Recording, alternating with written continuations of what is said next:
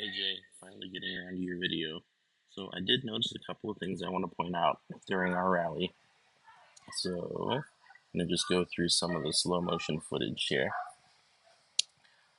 Alright, so I know that we started off early. You're just kind of getting your timing and rhythm according to my ball. This one bounced twice, so it's not a fair judgment, but this one you swung and missed. So obviously racket's above the ball on this one, ball went underneath. And I think you did this on the next ball as well. So I'm scrolling through.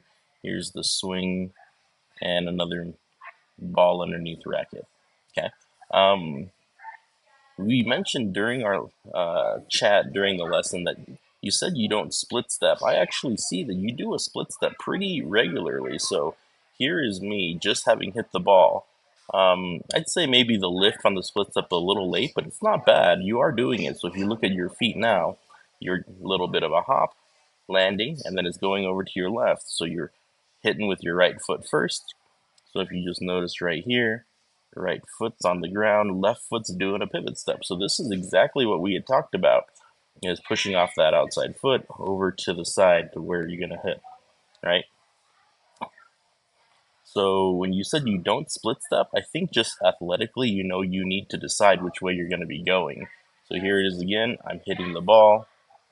Here's you coming up to your split step, landing on your both feet, and then pivoting over to hit this next shot.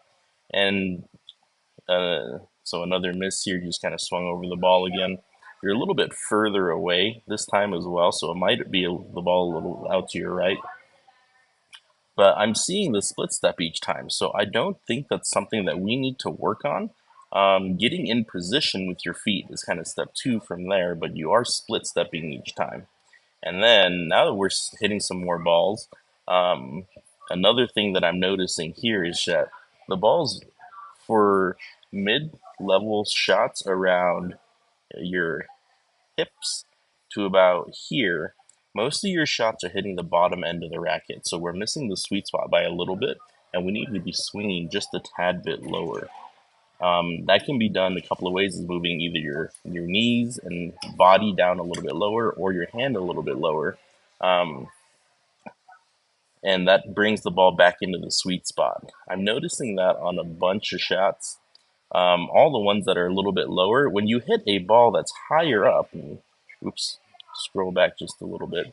When you hit a ball higher up above your strike zone, around shoulder height, that one is about right in the middle of your sweet spot. So motion, the blurriness here means that there's some movement, but this is right about middle of the racket. So you do fine when the ball is above your strike zone here. So I think you really have more of an issue when the ball's lower.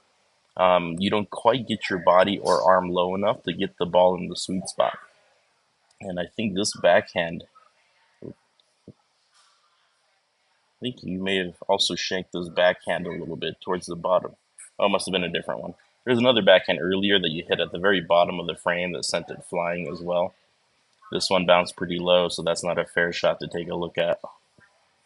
All right, so let's take a look at this one. This is another high ball.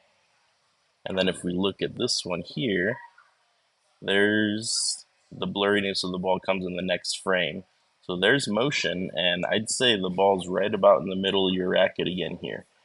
So this isn't an issue for high balls, but more lower in your strike zone. I feel that you tend to hit the ball a little bit low on the racket. So here's one.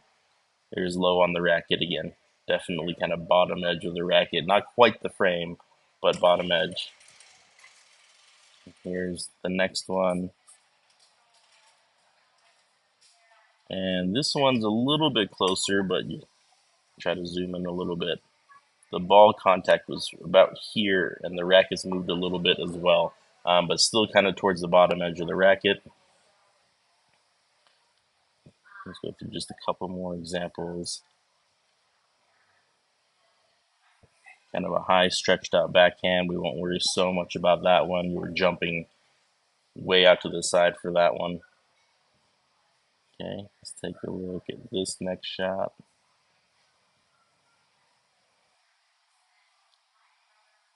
Okay, we zoom in here. This one's kind of extra blurry. go step back. So I think the ball contact is about here as well. But yeah, still kind of towards the bottom edge of the racket. So I'd say that's probably something we need to work on just the feel is recalibrating the shots that are coming into your strike zone or a little bit lower to make sure that you are hitting the sweet spot of the racket.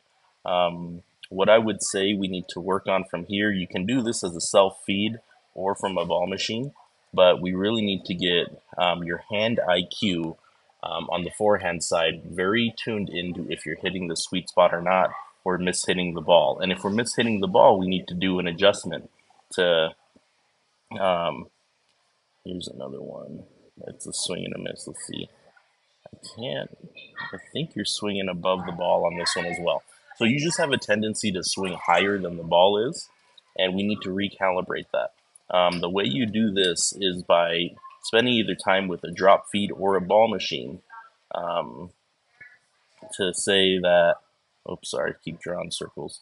Don't need to. Is to start recalibrating your brain to what is hitting the bottom of the frame feel like when I swing, and what's hitting the sweet spot like when I swing. From there, we should be able to make an adjustment if you're constantly hitting the bottom edge of the racket, kind of right here. We should spend some time trying to hit with the top edge of the racket on this side, and that'll build in the IQ to move your hand a little bit lower to hit the ball instead of constantly hitting them here.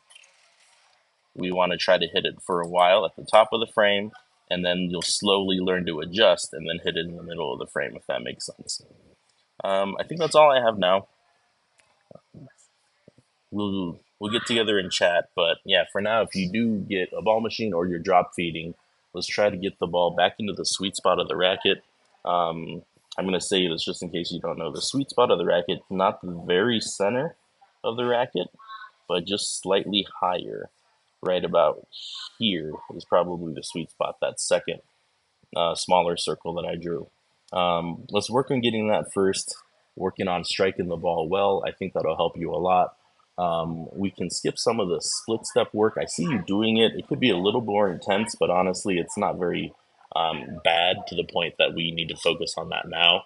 I think we just need to start hitting the ball a little bit more solidly in the sweet spot of the racket. We're just catching a lot at the bottom of the frame that causes really different hits. But yeah, I'll stop here and we'll talk soon. Thanks, Jay.